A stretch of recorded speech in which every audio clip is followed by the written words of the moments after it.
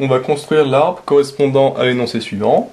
On a un dé avec une face verte, 2 faces noires, 3 faces rouges, et on lance 2 fois de suite le dé, et les 2 lancés sont indépendants. Ici, ça va être très simple. On va partir d'un point, et on va dire d'abord le premier lancé. Le premier lancé, il y a 3 solutions. Soit on a la face verte, soit on a une des 2 faces noires, soit on a une des 3 faces rouges. Donc, du coup, vert, noir ou rouge. Ça, c'est pour le premier lancer. Pour le deuxième lancer, ça va être pareil. Soit on a la face verte, soit on a la face noire, soit on a la face rouge. Pour ici, ça va être pareil. Soit on a la face verte, la face noire ou face rouge. Et ici, une face verte, une face noire ou une face rouge. Donc là, on a notre deuxième lancer. Maintenant, il s'agit de compléter les probabilités sur chaque branche. Ici, qu'est-ce qu'on sait? On sait qu'on a une face verte, 2 faces noires et 3 faces rouges, qui fait en tout, on a 6 faces. Donc on a en tout 6 faces. Ça, c'est le nombre de possibilités totales qu'on a à chaque fois. Du coup, pour la face verte, on a combien de possibilités? On n'en a qu'une, c'est-à-dire qu'on va avoir un sixième, puisque on a une face verte et qu'il y en a 6 au total. Donc du coup, ça nous donne le nombre de possibilités, c'est-à-dire 1, sur le nombre total, c'est-à-dire 6. Pour les faces noires, c'est pareil. On a 2 faces noires et 6 faces au total, ce qui nous donne 2 sur 6.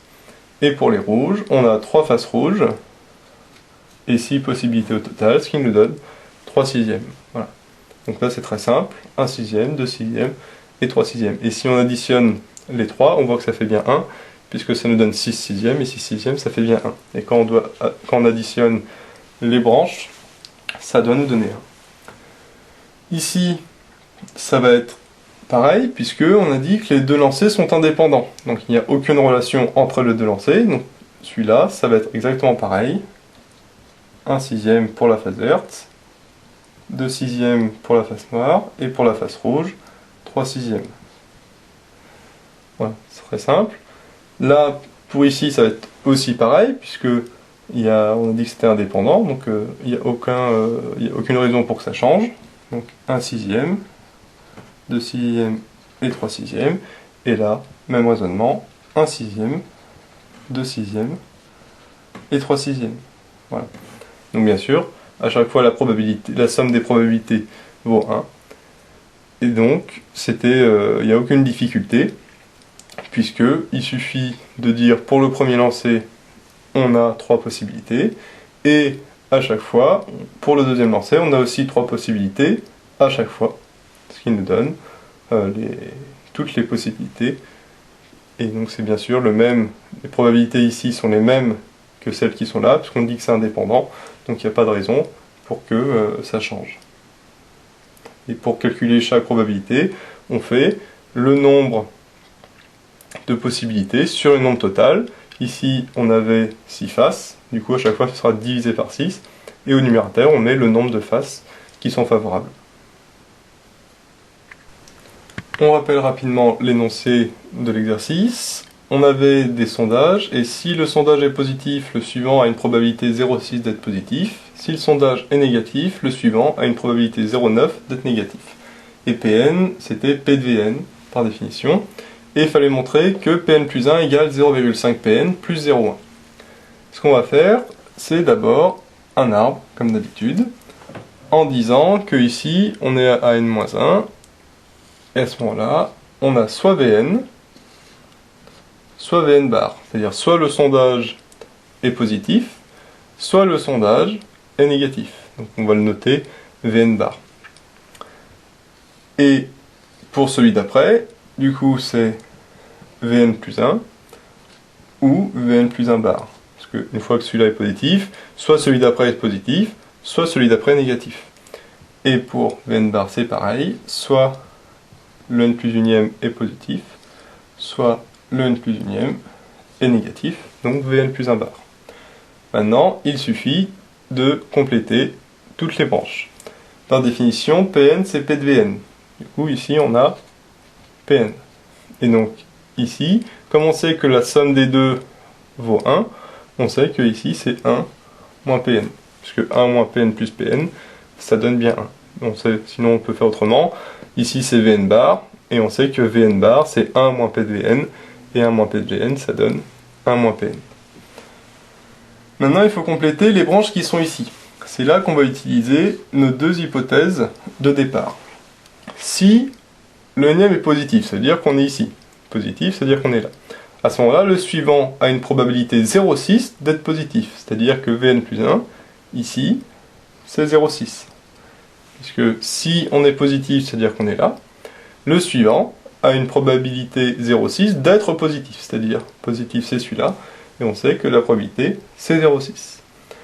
De la même manière, si on est négatif, ça veut dire si on est ici, parce que ici c'est négatif, on sait que le suivant a une probabilité 0,9 d'être négatif, c'est-à-dire d'être négatif c'est ici, et on sait que la probabilité c'est 0,9. Du coup ici la probabilité c'est 0,9. Et il nous reste deux branches à calculer, mais c'est facile, puisque encore une fois, on sait que la somme des deux vaut 1. Du coup ici, si c'est 0,6, ici c'est 1 moins 0,6, donc c'est 0,4, puisque 0,4 plus 0,6, ça donne 1. Et ici c'est pareil, 0,9 plus 0,1 égale 1, et donc ça nous donne ici 0,1, 1 moins 0,9.